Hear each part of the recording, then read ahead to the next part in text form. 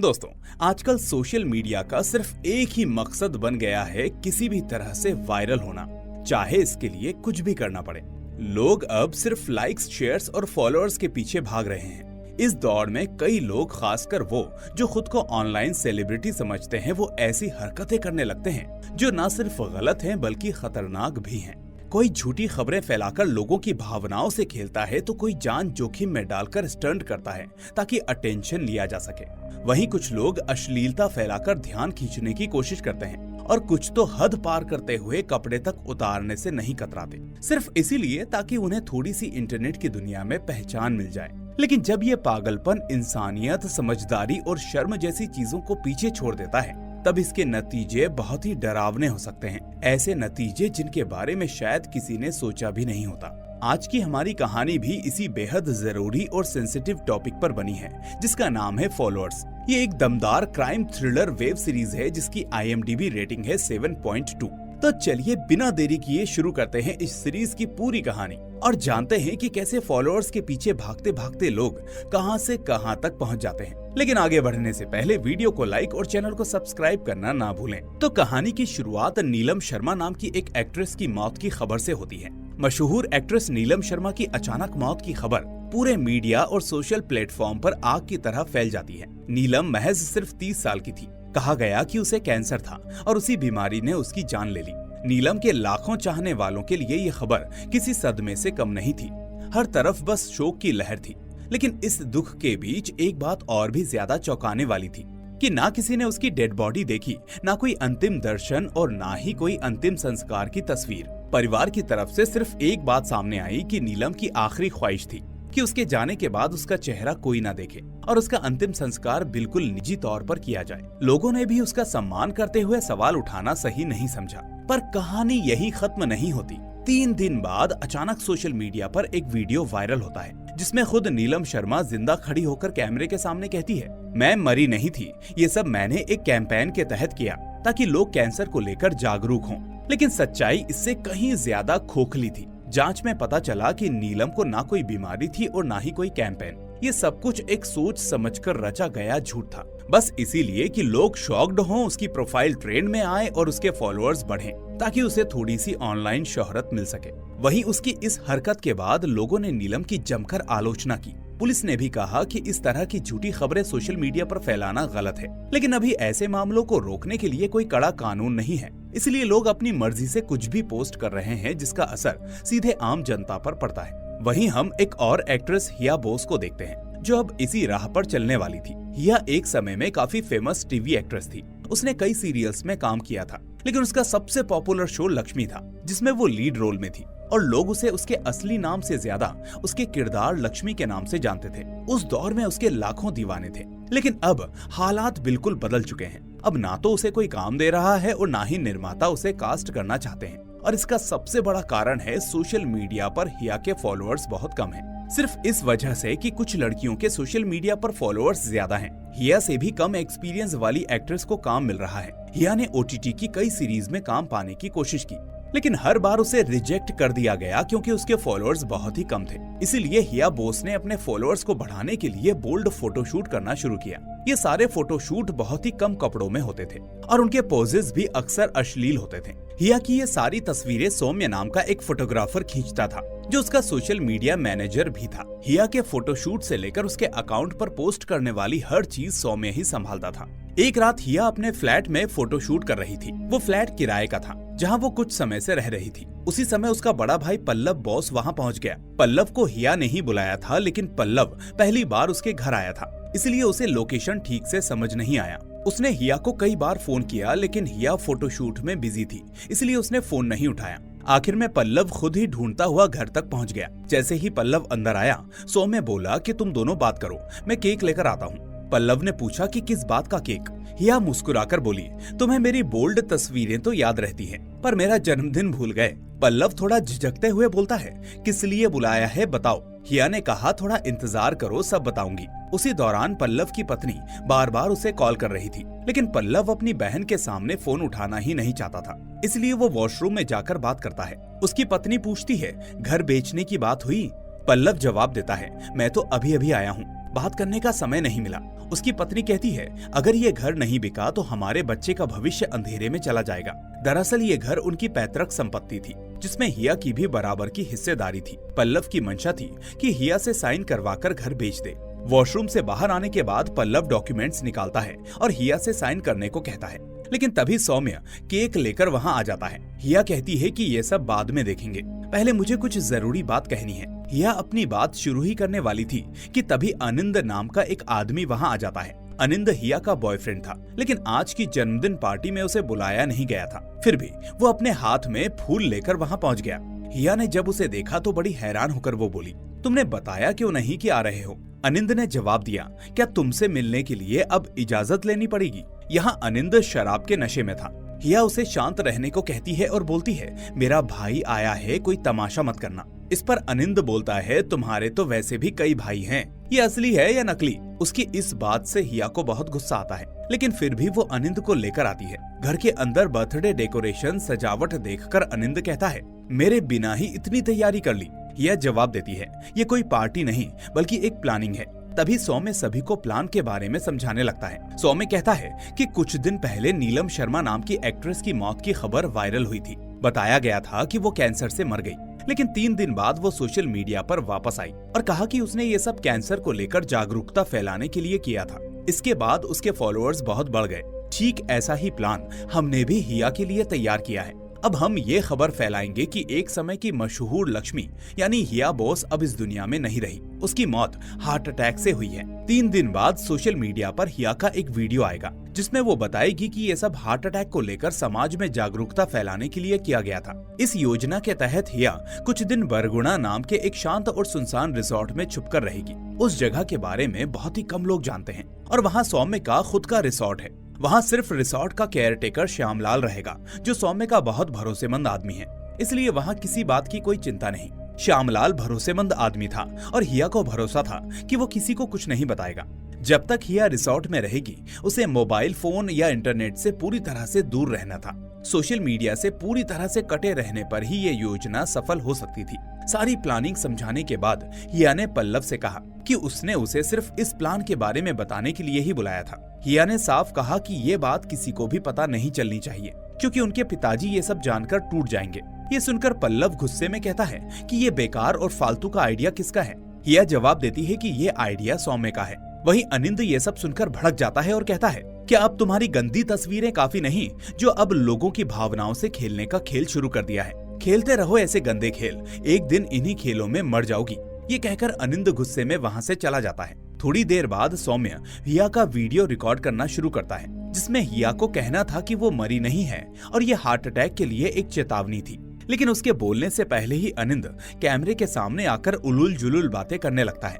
हिया उससे झगड़ने लगती है। ये देखकर सौम्य बहाना बनाकर कहता है कि उसे कहीं जाना है। हिया कहती है कि वो परसों रिजॉर्ट में आ जाए, वहाँ पर ही वीडियो रिकॉर्ड कर लेंगे। आनंद चिढ़ते हुए कहता है, हाँ जाओ, वहाँ तो शांति है, तुम्हारे लिए सही रहेगा। दरअसल आनंद को सौम्य बिल्कुल भी पसंद नहीं था। उसे लगता था कि हिया और सौम्य के बीच में कोई रिश्ता है। हिया उसे समझाती है कि सौम्य सिर्फ उसका मार्केटिंग मैनेजर है और जो उसके 2 मिलियन फॉलोअर्स हैं, वो सब सौम्य की वजह से हैं। लेकिन आनंद ताना मारते हुए कहता है कि वो फॉलोअर्स उसकी बॉडी दिखाने की वजह से आए हैं, ना कि सौम्य की वजह से। ये कहकर वो वहाँ से चला जाता है। इसके बाद पल्लव कहता है कि उसे जाना है और वो हिया से घर बेचने के कागजों पर साइन करने को कहता है। लेकिन जब हिया कागज देखती है तो उसमें उसके पिताजी के सिग्नेचर नहीं होते। वो पूछती है कि क्या पिताजी को इस बारे में पता है? पल्लव कहता है कि वो साइन करवाना भूल गया है और वो बाद में पिताजी से करवा लेगा। फिलहाल हिया अपने साइन कर दे। अब यहाँ हिया साफ मना कर देती है और कहती है कि पहले पिताजी के साइन करवा लो और परसों रिजॉर्ट में आना, मैं वहीं पर साइन कर दूंगी। अब मजबूरी में पल्लव मान जाता है। अगले दिन सुबह हिया रिसोर्ट के लिए निकलती है। रास्ते में वो कार में बैठी होती है, लेकिन एक फैन उसे पहचान लेता है और चिल्लाता है कि मैडम मैडम। पर यहाँ हिया अपना चेहरा ढक लेती है और फैन को नजरअंदाज करके आगे बढ़ जाती है। जब वो रिसोर्ट पहुँचती है, उसी दिन उसकी मौत की झूठी खबर मीडिया में फैला दी जाती है। हर न्यूज चैनल पर खबर चलती है कि 30 साल की उम्र में मशहूर अभिनेत्री हिया बोस की हार्ट अटैक से मौत हो गई है। इस बीच हिया रिसोर्ट में आराम कर रही होती है। हिया ने अपना मोबाइल फोन फ्लैट में ही छोड़ दिया था ताकि कोई उससे कांटेक्ट ना कर सके। लेकिन आनंद बार बार रिसोर्ट के केयरटेकर श्यामलाल के फोन पर कॉल करने लगता है। जब श्यामलाल हिया को फोन देने उसके कमरे में जाता है तो वो उसे अजीब नजरों से देखता है, जो हिया समझ नहीं पाती। हिया फोन लेकर अनिंद से बात करती है। अनिंद पिछली रात के अपने बिहेवियर के लिए माफी मांगता है और कहता है कि उसे हिया के साथ किसी और को देखकर गुस्सा आ गया था, उसका दिमाग काम नहीं कर रहा था। हिया कहती है कि वो हमेशा यही कहता है। अनिंद उससे एक बार मिलने की जिद करता है, लेकिन हिया मना कर देती है और फोन काट देती है। इसके कुछ देर बाद सौम्य का फोन आता है। वो बताता है कि हिया की मौत की खबर बहुत तेजी से वायरल हो गई है। उसके सोशल मीडिया अकाउंट से एक वीडियो पब्लिश किया गया था, जिसमें उसकी मौत को लेकर एक रील बनाई गई थी और उस पर 7 मिलियन व्यूज आ चुके हैं। ये सुनकर हिया बहुत खुश होती है और सौम्य से कहती है कि ये सब उसी की वजह से हुआ है और वो एक ट्रीट डिजर्व करता है। सौम्य कहता है कि वो शाम को रिजॉर्ट में आएगा और वहीं पर ट्रीट ले लेगा। फोन रखने के बाद हिया श्यामलाल से कहती है कि आज शाम उसके भाई और सौम्य आने वाले हैं, इसलिए अच्छा खाना बनवाना है। लेकिन श्यामलाल कहता है कि उसे शाम को घर जाना होगा क्योंकि उसकी पत्नी प्रेग्नेंट है और तबीयत ठीक नहीं है। हिया थोड़ी चिंता में पड़ जाती है और पूछती है कि फिर खाना कौन बनाएगा। श्यामलाल कहता है कि वो सारा इंतजाम करके ही जाएगा। हिया उसे खाने का पूरा मेन्यू बता देती है और कहती है कि जल्दी बाजार जाकर सब ले आए। सब कुछ बिल्कुल प्लान के मुताबिक चल रहा था, लेकिन अगली सुबह ऐसी खबर आती है जो किसी ने भी नहीं सोची थी। सुबह श्यामलाल पुलिस स्टेशन कॉल करता है और बताता है कि बरगुना रिजॉर्ट में एक लाश मिली है। इंस्पेक्टर नबीस और सब इंस्पेक्टर अदिति घटना स्थल पर जाने की तैयारी करते हैं, लेकिन उनके साथी ओसी बर्मन उस वक्त थाने में नहीं आए थे, इसलिए नबीस और अदिति उन्हें बताने उनके घर चले जाते हैं। बर्मन अभी तक सो रहा था। वो उसे जगाते हैं और रिजॉर्ट में लाश मिलने की बात बताते हैं। इसके बाद तीनों पुलिस अधिकारी बरगुना के रिसोर्ट पहुंचते हैं। वहां कमरे के अंदर बिस्तर पर हिया की लाश पड़ी होती है। उसने लाल साड़ी और भारी गहने पहने हुए थे, जिससे ये बिल्कुल नई दुल्हन जैसी लग रही थी। ये समझ पाना मुश्किल था कि क्या उसने खुद शादी के जैसे कपड़े पहने थे या किसी ने उसे सजाकर मारा था। हिया की लाश को देखकर बर्मन थोड़ा घबरा जाते हैं, शायद इसीलिए क्योंकि उन्हें हिया में अपनी बेटी की छवि नजर आती है। उधर सौम्य को जब तक हिया की मौत के बारे में पता चलता, उससे पहले ही प्लान के मुताबिक हिया का वो वीडियो सोशल मीडिया पर पब्लिश कर दिया जाता है, जिसमें वो कहती है कि क्या सोचा, मैं हार्ट अटैक से मर गई, मैं असल में अभी भी जिंदा हूँ। मेरी हार्ट अटैक से मौत की खबर मेरी तरफ से एक जागरूकता वीडियो था। मैं तो बिल्कुल ठीक हूँ, लेकिन मेरी हार्ट अटैक की खबर सुनकर कहीं आप लोगों में से किसी को हार्ट अटैक तो नहीं आ गया। अब वीडियो अपलोड करने के बाद सौम्य को पता चलता है कि हिया मर चुकी है। खैर, पुलिस अधिकारी क्राइम स्पॉट यानी हिया के पूरे कमरे की अच्छे से जांच करते हैं, लेकिन बहुत ढूंढने के बाद भी उन्हें कोई खास सबूत नहीं मिलता। लेकिन हिया के वीडियो की बात बर्मन को थोड़ी संदिग्ध लगती है। हिया का पहला वीडियो जिसमें कहा गया था कि हिया हार्ट अटैक से मर गई, वो सोमवार की शाम 4 बजे अपलोड किया गया था और हिया हार्ट अटैक से नहीं मरी, वो जिंदा है। ये वीडियो आज सुबह 6 बजे अपलोड किया गया है। दोनों वीडियो अपलोड करने के बीच का अंतर पूरे 38 घंटे का था। पिछली रात रिजॉर्ट का केयरटेकर श्यामलाल अपने घर चला गया था। शाम को हिया के भाई और सौम्य के आने की बात थी। शुरुआती जांच में पुलिस को इतना ही पता चला था, लेकिन रिजॉर्ट का सीसीटीवी कैमरा बंद होने की वजह से पुलिस ये नहीं जान पाती कि कौन कब आया और कब चला गया। बर्मन को एक बात बहुत ही ज्यादा अटपटी लगी कि हिया की साड़ी नाइट ड्रेस के ऊपर पहनी हुई थी। अगर किसी ने हिया को जानबूझकर मारा है तो मारने से पहले उसे नई दुल्हन की तरह क्यों सजाया? ये हत्या थी या दुर्घटना? बर्मन को इस बात पर भी शक होता है। क्योंकि कुछ साफ नहीं था, इसलिए बर्मन हिया की लाश को तुरंत पोस्टमार्टम के लिए भेज देता है और नबीस को श्यामलाल के फोन को ट्रैक करने के लिए कहता है कि वो पता करे कि पिछले दिन किसने कितनी बार कॉल किया था। इसी बीच अलग अलग न्यूज चैनलों को हिया की हत्या की खबर मिल जाती है। वो असली जानकारी जानने के लिए पुलिस को कॉल करने लगते हैं। मजबूर होकर बर्मन एक कॉल उठाता है और कहता है कि अभी तक पोस्टमार्टम की रिपोर्ट नहीं आई है। रिपोर्ट हाथ में आए बिना कुछ नहीं कहा जा सकता। इसके बाद बर्मन फोन काट देता है और नबीस से कहता है कि अगर कोई रिपोर्टर कॉल करे तो मत उठाना। वहीं पूछताछ के लिए बर्मन सौम्य को पुलिस स्टेशन में बुला लेता है। पुलिस स्टेशन जाकर सौम्य अपना परिचय देकर बर्मन से कहता है कि वो रिसोर्ट मेरा है। मैंने श्यामलाल से कहा था कि वो आपको कॉल करके हिया की मौत के बारे में बताए। बर्मन सौम्य से पूछता है कि उस समय आप कहाँ थे? सौम्य कहता है कि मैं अपने घर यानी कोलकाता में था। इसके बाद बर्मन कहता है कि हमने आपके रिजॉर्ट के केयरटेकर श्यामलाल से बात की है। श्यामलाल ने कहा था कि वो रात को अपने घर चला गया था। सुबह जब वो रिजॉर्ट लौटा तो हिया के कमरे का दरवाजा बंद था। फिर सुबह 9 बजे के करीब जब श्यामलाल नाश्ता लेकर हिया के कमरे में गया तो उसने हिया की लाश देखी। तो आपका ये श्यामलाल आपके रिजॉर्ट में कितने समय से काम कर रहा है? सौम्य कहता है कि जिस दिन से मेरा रिजॉर्ट खुला है उसी दिन से। इतने सालों में मैंने उसमें कभी कुछ गलत नहीं देखा। बर्मन कहता है कि लोगों के गलत पहलू आसानी से नहीं दिखते। इसके बाद बर्मन सौम्य से पूछता है कि आप पिछली रात रिजॉर्ट में कब गए थे। सौम्य कहता है कि शाम 7 या 7:30 बजे गया था। ठीक समय नहीं बता सकता। बर्मन कहता है कि हम भी नहीं जान सकते, क्योंकि आपने अपने रिजॉर्ट का सीसीटीवी कैमरा बंद करके रखा है। अगर कैमरा बंद ही रखना था तो लगाने की क्या जरूरत थी। सौम्य कहता है कि असल में मैं एक पेशेवर फोटोग्राफर हूँ। कभी कभी मैं अपने क्लाइंट्स को लेकर फोटोशूट करने के लिए इस रिजॉर्ट में आता हूँ। महिला मॉडल्स को सीसीटीवी कैमरा होने पर अनकंफर्टेबल फील होता है, इसी वजह से ज्यादातर समय कैमरा बंद रहता है। मैं रिजॉर्ट में कब गया था, इसका सही समय आप मेरे फोन की गूगल आइडेंटिटी देखकर जान सकते हैं। यहाँ बर्मन समय के साथ थोड़ा पीछे था, जिसकी वजह से वो गूगल आइडेंटिटी नहीं समझ पाया। इसी बीच अदिति आकर बर्मन को बताती है कि हिया के फोन की लोकेशन ट्रेस करके पता चला है कि घटना से एक दिन पहले रात से ही हिया का फोन उसके अपने फ्लैट में बंद पड़ा था। बर्मन अदिति से कहता है कि तुम और नबीस मिलकर ये मामला संभालो। इसके बाद बर्मन थोड़ा किनारे जाकर अदिति से कहता है कि ये गूगल आइडेंटिटी क्या चीज है, क्या तुम मुझे ये सिखा सकती हो। अदिति कहती है कि हाँ जरूर। अदिति के चले जाने के बाद बर्मन फिर से सौम्य से पूछताछ करने लगता है। सौम्य बताता है कि पिछली रात जब वो रिजॉर्ट में जाने के लिए हिया के कमरे के सामने गया तो उसने देखा कि दरवाजा अंदर से बंद था। कमरे के अंदर से हिया के भाई पल्लव की आवाज आ रही थी। पल्लव जबरदस्ती हिया से दस्तखत करवा रहा था। बाहर से ऐसा लग रहा था कि पल्लव हिया के साथ जबरदस्ती कर रहा था। हिया कह रही थी कि ये दस्तखत मैं क्यों करूंगी। पल्लव चिल्लाकर कह रहा था कि अभी तक तूने मेरा अच्छा रूप देखा है, लेकिन अब मेरा बुरा रूप देखेगी।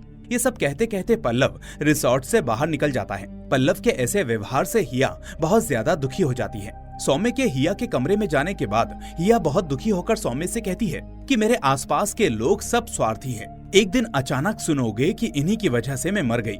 इसके बाद हिया खुद को संभालकर वीडियो शूट करना शुरू करती है, जिसमें वो कह रही थी कि हार्ट अटैक से उसकी मौत नहीं हुई है, बल्कि ये एक जागरूकता वीडियो था।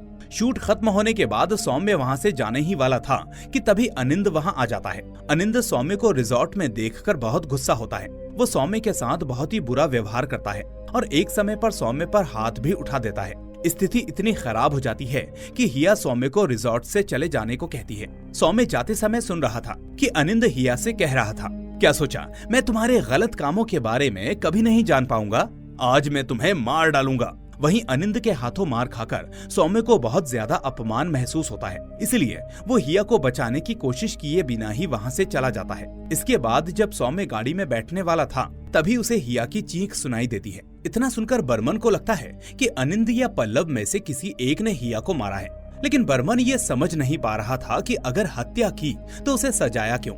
बर्मन सोचने लगता है कि हत्या का मकसद क्या हो सकता है, कोई निजी दुश्मनी या संपत्ति का झगड़ा, अवैध संबंध या जलन। हिया के मरने से सबसे ज्यादा फायदा किसका है। नबीस कहता है कि सर मुझे लगता है कि हत्या अनिंद ने की है। उस दिन रिजॉर्ट में लास्ट तक वही था। बर्मन कहता है कि हत्या तो हिया का भाई भी कर सकता है। ये मामला बहुत पेचीदा है। इसके बाद बर्मन पूछताछ के लिए अनिंद को बुला लेता है और उससे हिया के बारे में जानकारी लेने लगता है। अनिंद बताता है कि उसकी हिया से पहली मुलाकात एक होटल के उद्घाटन समारोह में हुई थी।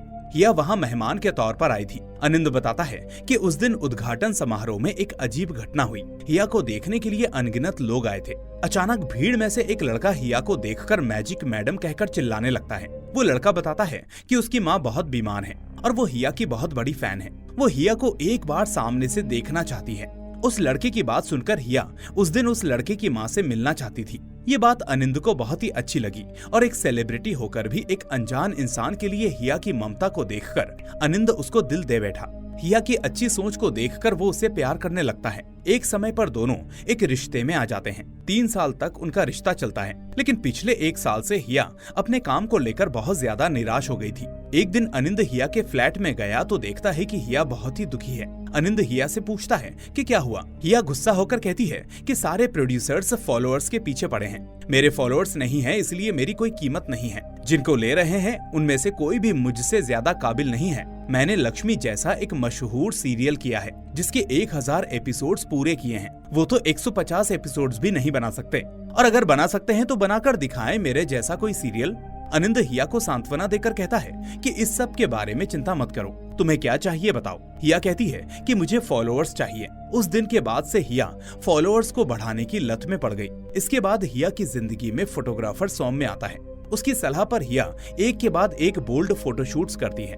फॉलोअर्स बढ़ाने की लत में हिया बेशर्मी की हद पार कर देती है, लेकिन इस सब की वजह से हिया के फॉलोअर्स पहले की तुलना में बढ़ रहे थे, इसलिए वो और ज्यादा एक्साइटेड थी। लेकिन हिया की ये बेशर्मी अनिंद अब बर्दाश्त नहीं कर पा रहा था। अनिंद जब उसे रोकने की कोशिश करता है तो हिया के साथ अनिंद का झगड़ा शुरू हो जाता है। एक दिन अनिंद हिया से कहता है कि इस सब से तुम्हें काम कैसे मिलेगा। हिया अपने वायरल वीडियो और अश्लील कंटेंट को सही ठहराते हुए अनिंद से कहती है, तुम नहीं समझोगे, अब यही ट्रेंड में है। आजकल लोग एक्टिंग नहीं, व्यूज और फॉलोअर्स गिनते हैं। लेकिन अनिंद अब इन सब चीजों से परेशान हो चुका था। वो साफ कहता है कि ये सब बंद करो, लेकिन हिया भी पीछे हटने को तैयार नहीं थी। वो कहती है कि मैंने बहुत मेहनत से इंडस्ट्री में अपनी जगह बनाई है, अब मैं अपने फॉलोअर्स बढ़ाने के लिए कुछ भी करने को तैयार हूँ। बात तब बिगड़ जाती है जब अनिंद रिजॉर्ट में अचानक हिया के कमरे में पहुँचता है और देखता है कि सौम्य उसके कपड़े ठीक कर रहा है। ये देखकर अनिंद का पारा चढ़ जाता है और वो सौम्य को मारने लगता है। हिया बीच में आती है और सौम्य को वहाँ से जाने को कहती है, लेकिन इसके बाद अनिंद और हिया के बीच में जमकर झगड़ा होता है और गुस्से में आकर अनिंद उसे धक्का दे देता है। हिया जोर से चीखती है और यही चीख बाद में सौम्य ने भी सुनी थी, लेकिन उसने पुलिस को आधी अधूरी बात बताई थी। जब बर्मन ये सब सुनता है तो वो उससे पूछता है, तो क्या तुमने उसे मार दिया? अनिंद भावुक होकर जवाब देता है, मैं हिया से बहुत प्यार करता था। जिसने किसी से सच्चा प्यार किया हो वो कभी उसे मार नहीं सकता। बात सिर्फ यहीं तक नहीं रहती। थाने में बैठे कुछ पुलिसकर्मी अफसोस जताते हैं कि आज की पीढ़ी फॉलोअर्स की इस दौड़ में पूरी तरह से बहक गई है। कोई अपने शरीर की मर्यादा खो रहा है तो कोई रिश्तों की अहमियत। बर्मन इन सब बातों को सुनते सुनते खुद भावुक हो जाता है। कुछ पुरानी यादें उसे बेचैन कर देती हैं। वो थोड़ा अस्वस्थ हो जाता है और खुद को पानी के छींटों से शांत करने लगता है। इसके बाद बर्मन हिया के भाई पल्लव को थाने में बुलाता है। पल्लव को अब तक नहीं पता था कि हिया की मौत हो चुकी है। जब वो ये खबर सुनता है तो सन्न रह जाता है। उसकी पत्नी भी घबराकर पूछती है कि उस रात तुम हिया के पास गए थे ना, कहीं तुमने कुछ किया तो नहीं? पल्लव गुस्से में कहता है कि मुझे हिया का काम पसंद नहीं था, उससे लड़ाई भी हुई थी, पर इसका मतलब ये नहीं कि मैं अपनी बहन को मार दूं। थोड़ी देर बाद पल्लव थाने आता है। वहाँ बैठकर वो अपनी बहन से जुड़ी पुरानी यादों में खो जाता है। उसे याद आता है कि कैसे हिया लक्ष्मी सीरियल से मशहूर हुई थी, कैसे गांव वाले उसकी तारीफ करते थे और कैसे उनके पिता को उस पर गर्व था। एक समय था जब भाई बहन के रिश्ते में प्रेम था, लेकिन एक दिन पल्लव ने हिया से कहा था कि ये सीरियल वीरियल छोड़ो और शादी का सोचो। लेकिन हिया ने साफ कहा था कि वो अभी शादी नहीं कर सकती, मुझे अपने करियर पर फोकस करना है।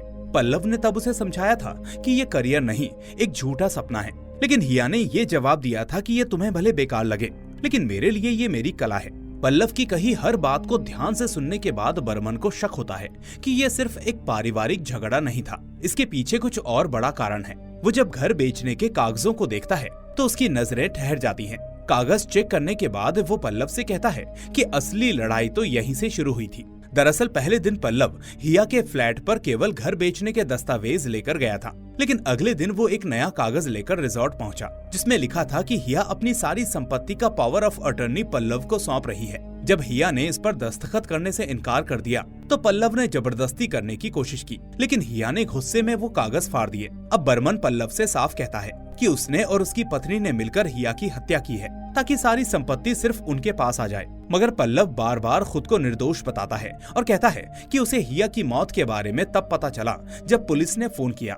बर्मन उसका बयान दर्ज करके छोड़ देता है, लेकिन उसके मन में अब भी कई सवाल होते हैं। अगले दिन पोस्टमार्टम का प्रोसेस पूरा हो जाता है। पुलिस कहती है कि अब वो लाश घर ले जा सकते हैं, मगर पल्लव कहता है कि उसके पिताजी ये सदमा बर्दाश्त नहीं कर पाएंगे, इसलिए पुलिस की निगरानी में यही अंतिम संस्कार करवा दिया जाए। और ऐसा ही होता है।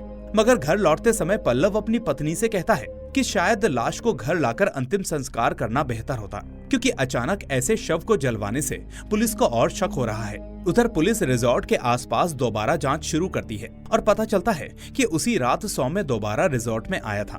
बर्मन उसे थाने बुलाकर पूछताछ करता है। सौम्य बताता है कि वो अपना चार्जर लेने लौटा था और तब हिया से उसकी फिर से बहस हो गई थी। हिया माफी मांग रही थी, लेकिन वो गुस्से में था। उसने धमकी दी थी कि वो उसका वीडियो अपलोड कर देगा और अगले दिन वो उसका रिजॉर्ट छोड़कर चली जाए। हिया उसे रोकने की कोशिश करती है, लेकिन वो उसे धक्का देकर निकल जाता है।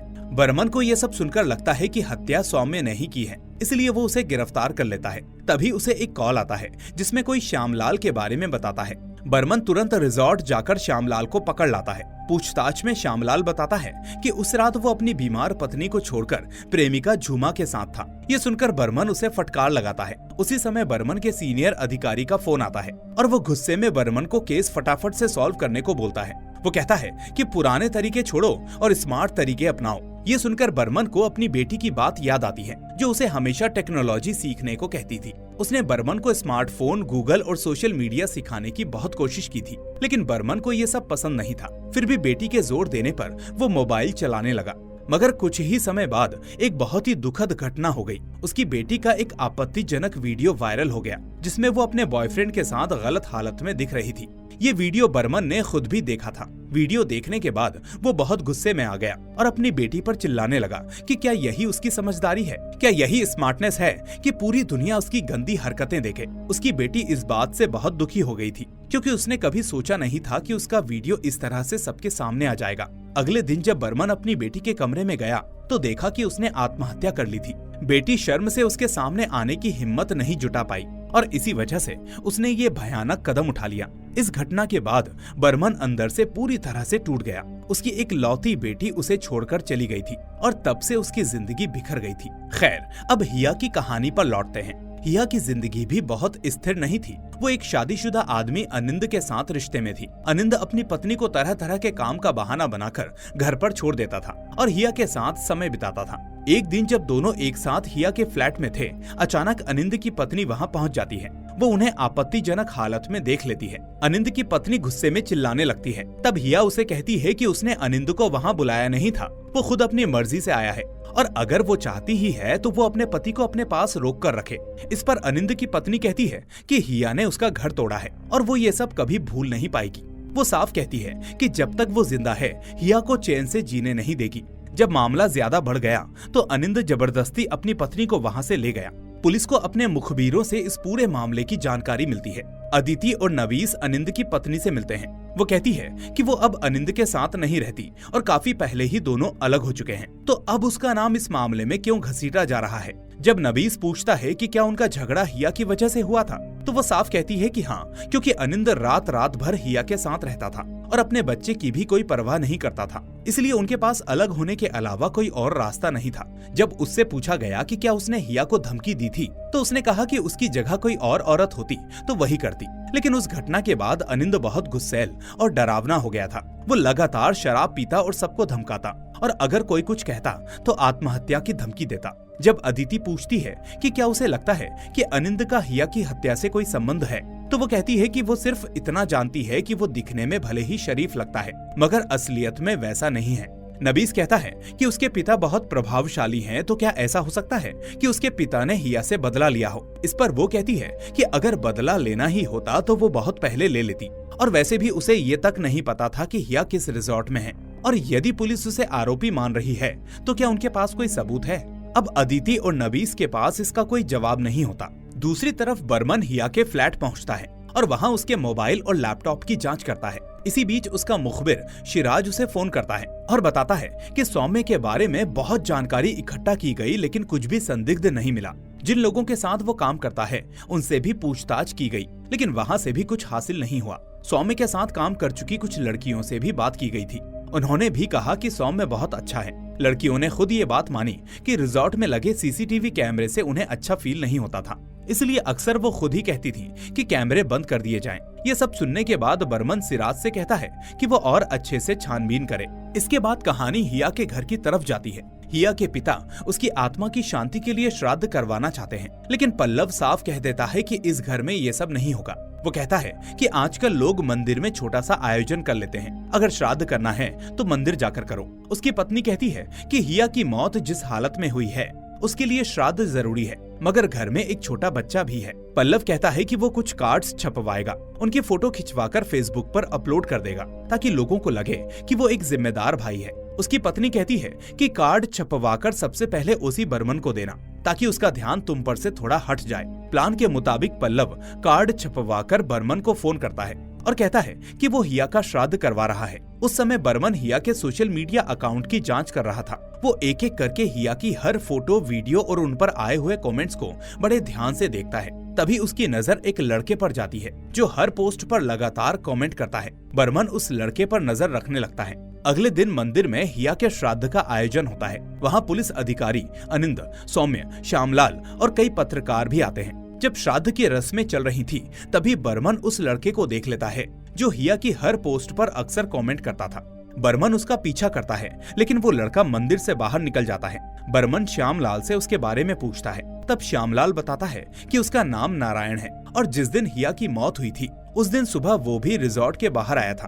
बर्मन नारायण के घर का पता लेकर वहाँ पहुँचता है। उस वक्त नारायण घर पर नहीं था, वो तालाब के पास था और अपने बाल मुंडवा रहा था। फिर वो केले के पत्ते में कुछ खाना रखकर कौओं को खिलाने के लिए खेत में ले जाता है। ये श्राद्ध की परंपरा के अनुसार किया जा रहा था। शायद उसके किसी अपने की मौत हुई थी।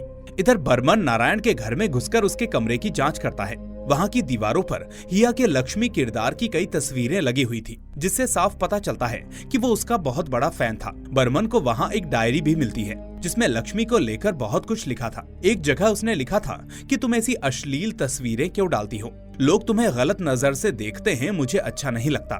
बर्मन को कमरे में कुछ जले हुए कपड़ों के टुकड़े भी मिलते हैं। तभी नारायण घर लौटता है और यहाँ फ्लैशबैक में दिखाया जाता है कि जब हिया की लाश जलाई गई थी तब नारायण भी वहाँ मौजूद था, लेकिन छुपकर। सबके चले जाने के बाद वो उस जगह पर जाता है और हिया के कपड़े का एक टुकड़ा उठा लेता है। फिर वो उसे अपने गाल से लगाकर रोने लगता है। ये देखकर लगता है कि वो हिया से गहराई से प्यार करता था। इधर प्रेजेंट में बर्मन नारायण को थाने में लेकर आता है और पूछताछ शुरू करता है। नारायण बताता है कि कुछ दिन पहले उसकी माँ की मौत हुई थी। नारायण का कोई अपना नहीं था। बरगुना के रिजॉर्ट का केयरटेकर श्यामलाल उसका जानने वाला था, इसलिए माँ के श्राद्ध की बात करने के लिए वो उसी के पास गया था। वहीं रिजॉर्ट की बालकनी में उसने हिया को देखा तो वो चौंक गया, क्योंकि उसे तो यकीन था कि हिया मर चुकी है। फिर वो पुरानी बातें याद करने लगता है। उसकी माँ लक्ष्मी यानी हिया की बहुत बड़ी फैन थी।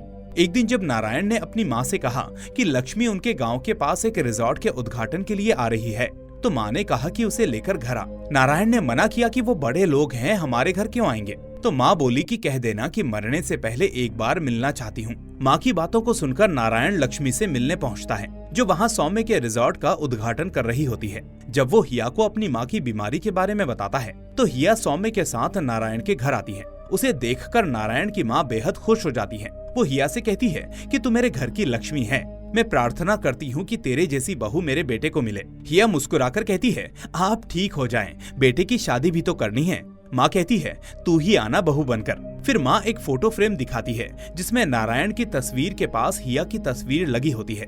धीरे धीरे माँ की इच्छा नारायण की चाहत बन जाती है। हिया के जाने के बाद नारायण और उसकी माँ दोनों यही सपना देखने लगते हैं कि हिया ही इस घर की बहू बनेगी। कुछ समय के बाद हिया ने एक इंटरव्यू में कहा कि अगर वो शादी करेगी तो किसी सीधे साधे गांव के लड़के से करेगी। ये सुनकर माँ बेटे का सपना और मजबूत हो जाता है। लेकिन जब हिया ने सोशल मीडिया पर बोल्ड फोटो और वीडियो डालना शुरू किया तो नारायण हर पोस्ट पर उसे टोकने लगा कि ऐसा मत करो। जब हिया टीवी से भी गायब हो गई तो माँ की तबीयत फिर से बिगड़ने लगी। एक दिन माँ अपनी शादी की साड़ी और गहने देकर नारायण से कहती है, ये सब मेरी बहू लक्ष्मी को देना। कुछ दिन बाद नारायण रास्ते में हिया को देखता है, जो सौम्य के रिजॉर्ट में जा रही होती है। वो खुशी से घर जाकर माँ को बताता है कि उसने आज लक्ष्मी को देखा। माँ भी बहुत खुश होती है, लेकिन थोड़ी देर के बाद ही टीवी पर खबर आती है कि लक्ष्मी की हार्ट अटैक से मौत हो गई है। ये सुनते ही नारायण की माँ को तीसरा अटैक आता है और उसकी मौत हो जाती है। नारायण माँ के श्राद्ध की बात करने के लिए श्यामलाल से मिलने रिजॉर्ट जाता है, जहाँ फिर से उसे हिया दिखती है। वो श्यामलाल से पूछता है कि क्या ये वही लक्ष्मी है। श्यामलाल कहता है कि किसी को मत बताना, नहीं तो मैं फंस जाऊंगा। यहाँ नारायण को समझ आता है कि ये सब झूठ है, जो बस शोहरत और फॉलोअर्स पाने के लिए हो रहा है। वो रात भर सो नहीं पाता, क्योंकि हिया की मौत की झूठी खबर सुनकर ही उसकी माँ की जान चली गई थी। वो रात को ही हिया से मिलने पहुँच जाता है और कहता है कि आपने मेरी माँ को मारा है, वो आपको बहू बनाना चाहती थी। ये देखिए, ये गहने, ये साड़ी माँ ने आपके लिए दी थी। हिया कहती है, आपकी माँ मर गई तो मैं क्या करूँ, कल दिन में आकर बात करना। नारायण कहता है, अब ही सुनो। जब हिया दरवाजा बंद करने लगती है तो नारायण बाहर से धक्का देता है, जिससे हिया दीवार से टकराकर गिर जाती है और उसकी मौत हो जाती है। घबराहट में नारायण उसे अपनी माँ की दी हुई साड़ी और गहनों से सजाता है, जैसे उसकी माँ चाहती थी। अब कहानी प्रेजेंट में वापस आती है। यहाँ नारायण ने हत्या कबूल कर ली थी, इसलिए उसे जेल हो जाती है। वो बर्मन से विनती करता है कि उसे माँ का श्राद्ध पूरा करने दिया जाए। बर्मन मान जाता है। अगले दिन उसे घर लाया जाता है, रस्में पूरी होती हैं। फिर वो कपड़े बदलने माँ के कमरे में जाता है और जब वो बहुत देर तक बाहर नहीं आता तो दरवाजा तोड़कर पुलिस अंदर जाती है और देखती है कि नारायण ने फांसी लगा ली है। अपनी माँ की मौत का जिम्मेदार मानकर हिया की हत्या करने के बाद अब उस गलती का बोझ लेकर जीने से बेहतर उसने मरना समझा। बर्मन उसके अंतिम संस्कार का इंतजाम करता है। इसी तरह एक झूठ और एक गलत फहमी की वजह से तीन जिंदगियां खत्म हो जाती हैं। इस कहानी ने हमें दिखाया कि सोशल मीडिया पर फैलाई गई झूठी खबरें सिर्फ अफवाह नहीं होती, ये किसी की जिंदगी भी बर्बाद कर सकती हैं। हिया की झूठी मौत की खबर ने एक माँ की जान ले ली और एक बेटे को ऐसा दर्द दिया जिससे वो कभी उबर नहीं पाया। उसने जिस इंसान से कभी बात भी नहीं की थी, उसके लिए अपना सब कुछ खो दिया। आज हम जैसे ही फोन उठाते हैं, सैकड़ों तस्वीरें, वीडियो और पोस्ट देखते हैं, लेकिन हम ये नहीं सोचते कि इनके पीछे असल जिंदगी में चल क्या रहा है। कई बार जो दिखता है वो सच नहीं होता और जो सच होता है वो दिखता नहीं। इसलिए जरूरी है कि हम सोच समझकर बोलें, शेयर करें और अपनी प्रतिक्रिया दें। हर इंसान के जज्बात की कीमत होती है। किसी को मजाक या दिखावे में चोट पहुंचाना बहुत आसान है, लेकिन उसका असर कितना गहरा होगा ये हम नहीं जान पाते। इसलिए सोचिए और समझिए, क्योंकि एक झूठ से किसी की पूरी जिंदगी तबाह हो सकती है। तो इसी मैसेज के साथ आज की ये शानदार कहानी यहीं पर होती है दी एंड। तो दोस्तों, आपको ये स्टोरी कैसी लगी मुझे कमेंट करके जरूर बताएं। साथ ही वीडियो पसंद आई हो तो इसे लाइक करके चैनल को सब्सक्राइब करना ना भूलें। हम फिर से मिलेंगे एक और ऐसी ही शानदार कहानी के साथ। Till then, take care and thanks for watching.